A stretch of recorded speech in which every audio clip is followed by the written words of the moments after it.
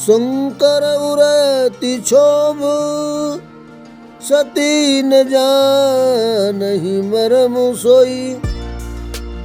तुलसी दर्शन लोभ मन डरु लोचन लालची।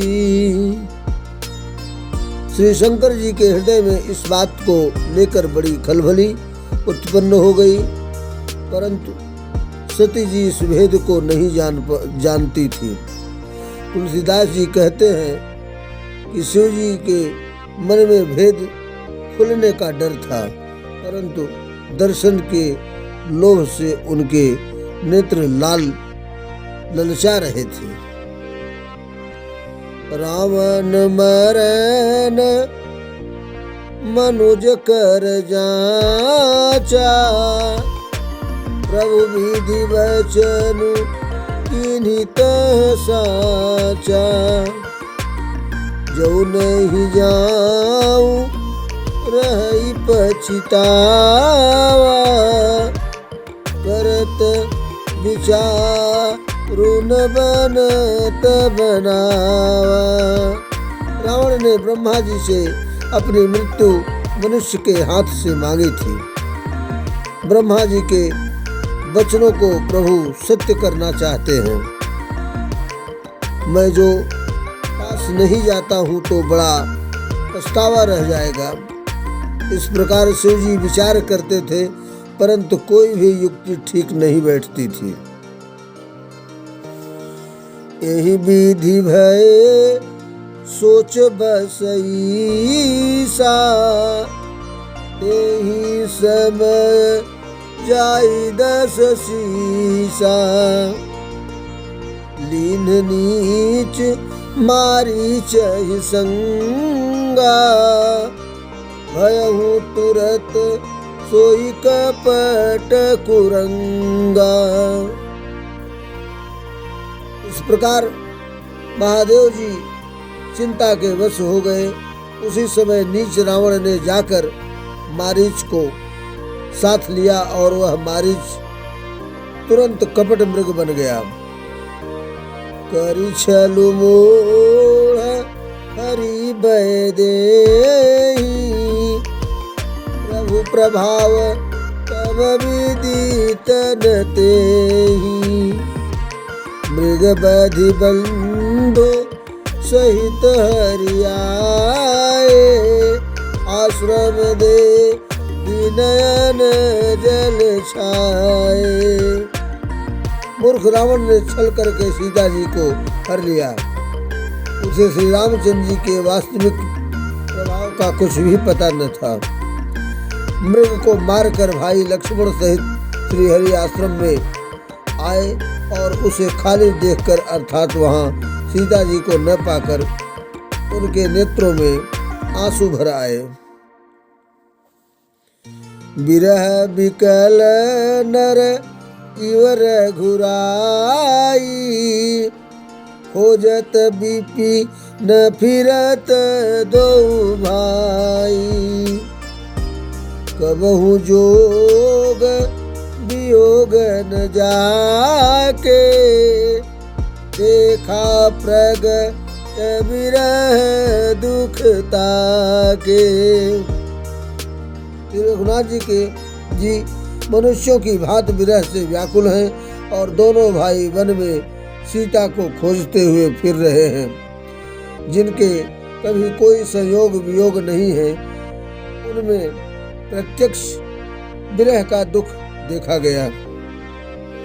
अति विचित्र रघुपति चरित। जानहि परम सुजान। जे मति मंद विमोह बस।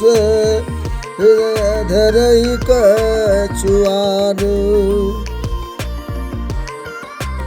श्री रघुनाथ जी का चरित्र बड़ा ही विचित्र है।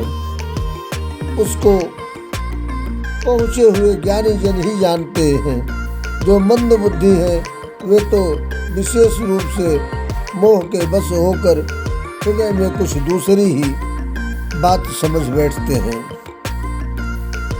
शंभु समय ही राम ही देखा, उपजा ही अति हर्ष सुभिषेखा।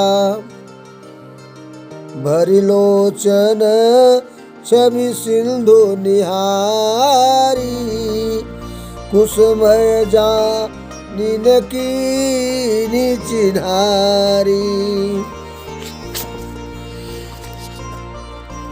शिव जी ने उसी अवसर पर श्री राम जी को देखा और उनके हृदय में बहुत भारी आनंद उत्पन्न हुआ। उन शोभा के समुद्र श्री रामचंद्र जी को शिव जी ने नेत्र भरकर देखा, परंतु अवसर ठीक न जानकर परिचय नहीं किया।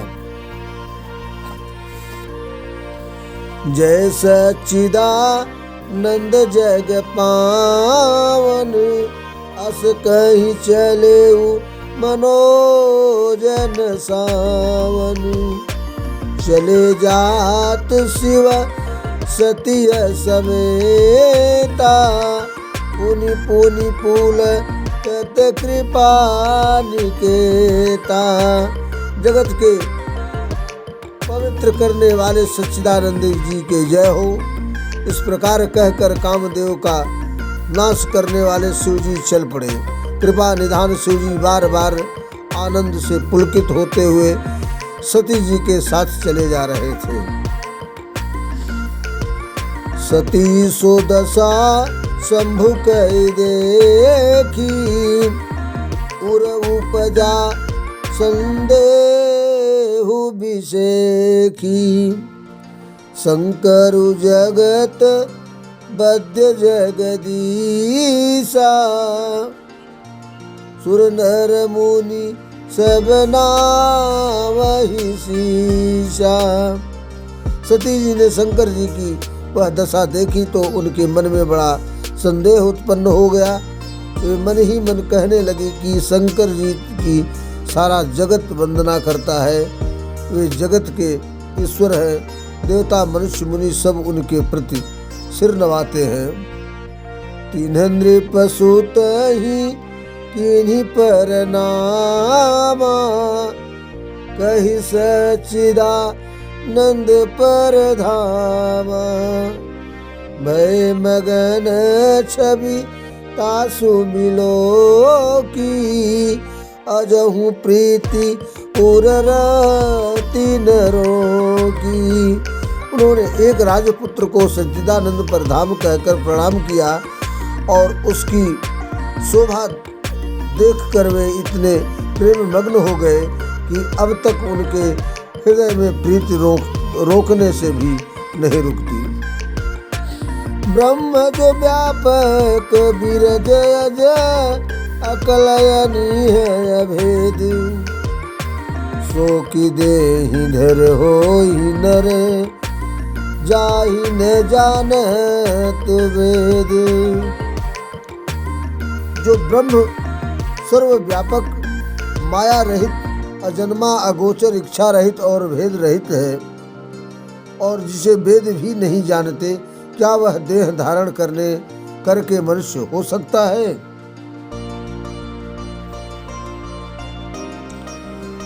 विष्णु जो सुरहित नरतनुधारी, सो सर्वज्ञ जथा त्रिपुरारी। खोजहि सो की अज्ञैव नारी, ज्ञान धाम श्रीपत असुरारी। देवताओं के हित के लिए मनुष्य शरीर धारण करने वाले जो विष्णु भगवान हैं, वे भी शिव जी की ही भांति सर्वज्ञ हैं। वे ज्ञान के भंडार लक्ष्मीपति और असुरों के शत्रु भगवान विष्णु क्या अज्ञानी की तरह स्त्री को खोजेंगे? शंभु गिरा पुनि मृखा न होई, शिव सर्वज्ञ जान सब कोई। अस संशय मन भयहु अपारा, होई न हृदय प्रबोध बोध प्रचारा। फिर शिव जी के वचन भी झूठे नहीं हो सकते।